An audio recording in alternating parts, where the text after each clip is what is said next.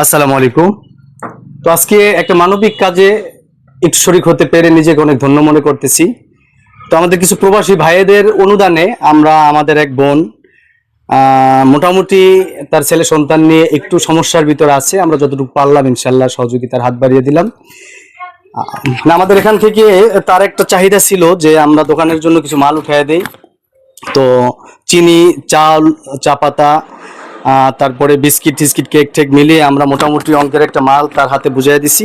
তারপর যে টাকাটা উঠছিল সে টাকা থেকে আমাদের এখানে 2250 টাকা ক্যাশ রয়ে গেছে, এটা আমরা নগদ তার হাতে পৌঁছায় দিতেছি ইনশাল্লাহ। এই যে আপনারা যেই মাল আমরা দিয়েছি এটা তো বুঝে পেয়েছেন না? জি জি পেয়েছি।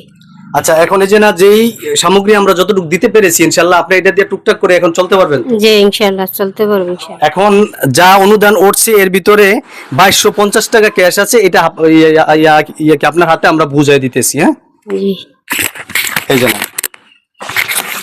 যাক, আমরা ইনশাল্লাহ মানবিক কাজে সহযোগিতা সবাই করি। একটু ক্ষুদ্র ক্ষুদ্র বালুকণা থেকে বিশাল অট্টালিকা আমরা যদি একটু একটু করে সাহায্যের হাত বাড়িয়ে দিই তাহলে মনে হয় না যে আমাদের আশেপাশের লোকগুলো এত কষ্টে থাকবে। তো সবাই ভালো থাকবেন। আসসালাম।